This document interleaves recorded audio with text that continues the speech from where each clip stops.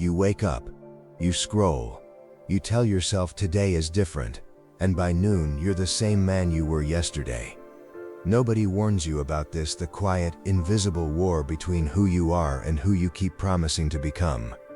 It doesn't look like failure. It looks like a Tuesday, a missed workout, a snoozed alarm, a conversation you avoided because it was easier not to.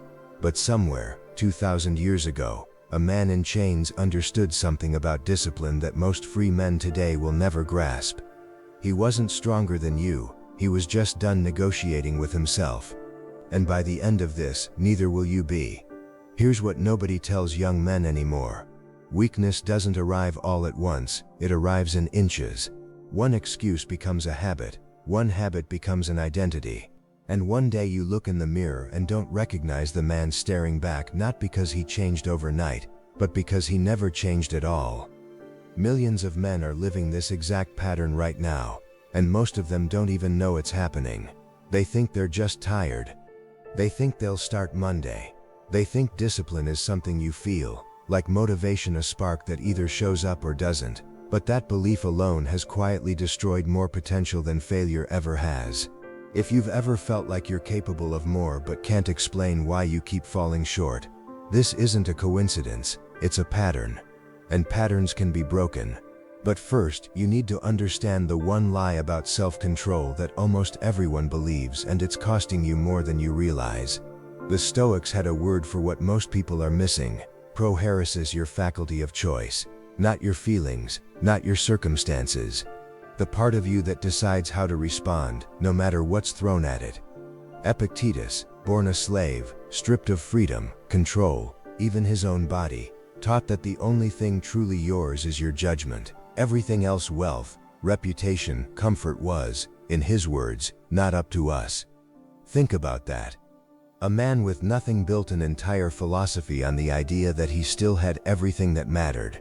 Now compare that to you, scrolling your phone at midnight, blaming your schedule, your job, your motivation, everything except the one thing actually within your control, the next decision you make. This is where most self-improvement content gets it wrong. It tells you to find motivation. But motivation was never the goal, choice was. Every single time you feel resistance to train, to work, to sit in silence instead of noise, that resistance isn't a signal to stop. It's the exact moment your character is being built or broken. Marcus Aurelius wrote to himself, not for an audience, reminding himself each morning that he would meet difficult people and difficult moments, and that his job wasn't to avoid them, but to meet them well. But here's the uncomfortable part: most men never confront the real reason discipline keeps slipping through their fingers. Most men aren't failing because they lack discipline. They're failing because they're fighting the wrong battle entirely. They wage war against laziness, against distraction, against their own bodies, as if the enemy is external. But Seneca warned about this 2,000 years ago. We suffer more in imagination than in reality. The war was never against the world. It was against the mind's refusal to sit with discomfort. Have you ever noticed how the hardest part of a workout isn't the workout, it's the 10 seconds before you start? How the hardest part of hard work isn't the work, it's the silence before you begin. That gap, that small, uncomfortable pause, is where most men quit. Not from exhaustion, from avoidance. They fill it with a phone, a snack, a distraction, anything to escape that sliver of discomfort. And every time they escape it, the gap gets easier to escape next time. The habit isn't weakness, it's practice. You are, quite literally, training yourself to quit. Be honest with yourself. How many mornings have you postponed a hard decision simply because sitting with the discomfort felt unbearable? This is the mistake almost nobody talks about, because it doesn't look like failure from the outside. It looks like being busy. It looks like resting. But underneath, it's avoidance wearing a disguise. And once you see it, you can't unsee it. Which brings us to how the transformation actually begins, and it starts somewhere most men would never expect. Picture a blacksmith's forge. Iron doesn't become a blade by being left alone. It's placed into fire, hammered, folded, cooled, hammered again. If you remove the resistance, the heat, the impact, the pressure, you wouldn't get a stronger blade. You'd get the same shapeless metal you started with. This is what the Stoics understood about hardship that modern comfort culture has erased. Difficulty isn't the obstacle to becoming strong. It's the mechanism.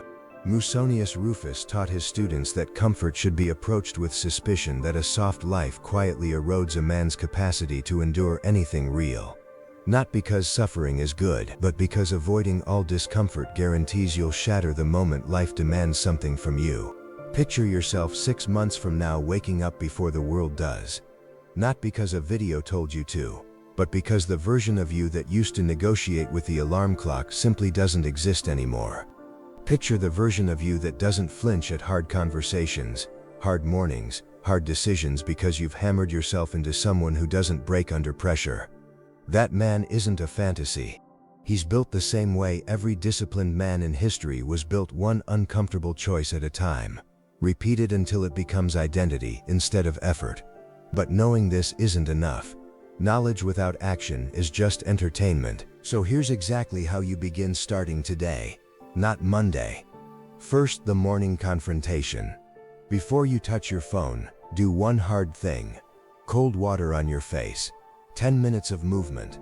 A single page written before the world gets access to your mind. This works because you're not building a habit, you're proving to your nervous system, every single day, that you follow through even when it's uncomfortable. That proof compounds. Second, name the resistance out loud. When you feel that gap Seneca warned about, don't fight it silently. Say it. This is the moment.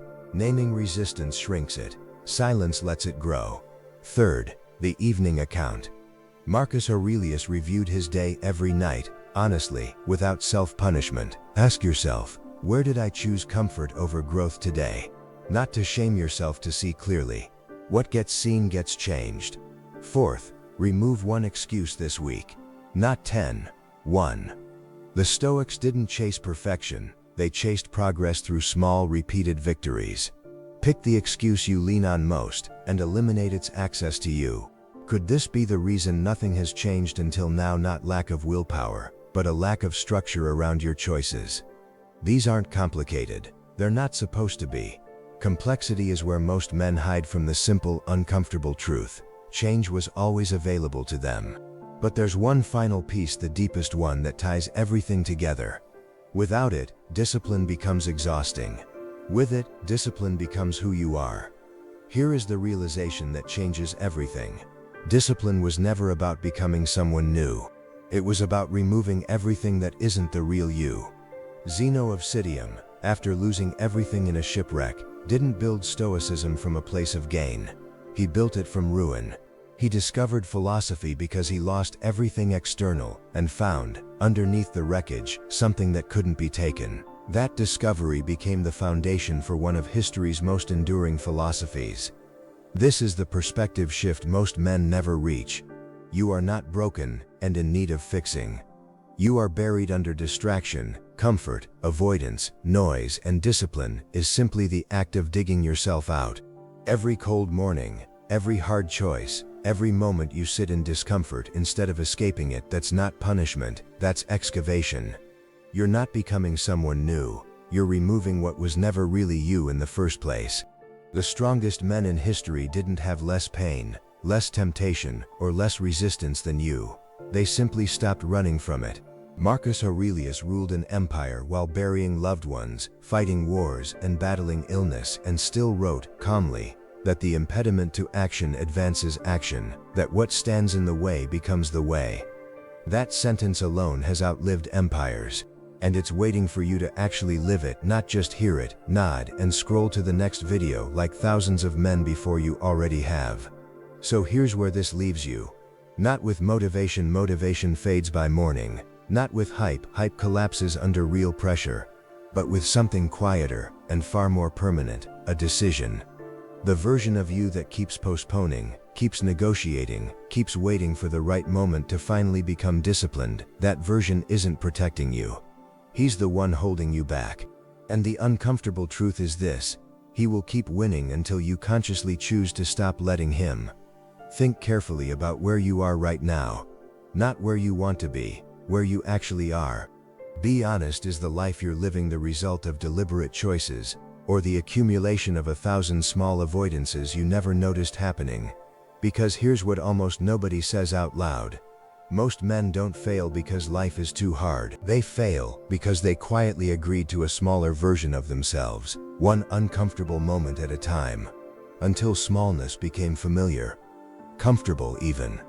But you've made it this far, and that alone tells me something about you. Most men would have clicked away by now, chasing something easier to hear.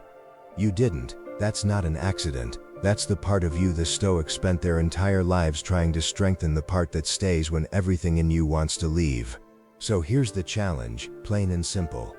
Tomorrow morning, before you check your phone, before the noise of the world reaches you, do one hard thing. Just one. Not for the video, not for anyone watching. For the version of yourself standing on the other side of this decision, the one who's been waiting for you to finally show up. Marcus Aurelius never knew his words would outlive his empire by 2,000 years. He wasn't writing for an audience. He was writing to remind himself, every single day, to become the man he was capable of being. That's all this is. That's all discipline ever was.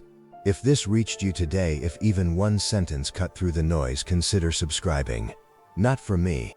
For the version of you that needs to hear this again on a harder day, because there will be harder days. If something in this video made you sit up a little straighter, drop one word in the comments, the lesson that hit hardest. It helps more men find this than you'd think. And if you're ready to stop negotiating with yourself, hit like before you go, not for the algorithm, but as a quiet promise to the man you're becoming. Because the truth is simple, you were never missing motivation. You were missing the decision to stop waiting for it. Shut up, train, become unstoppable.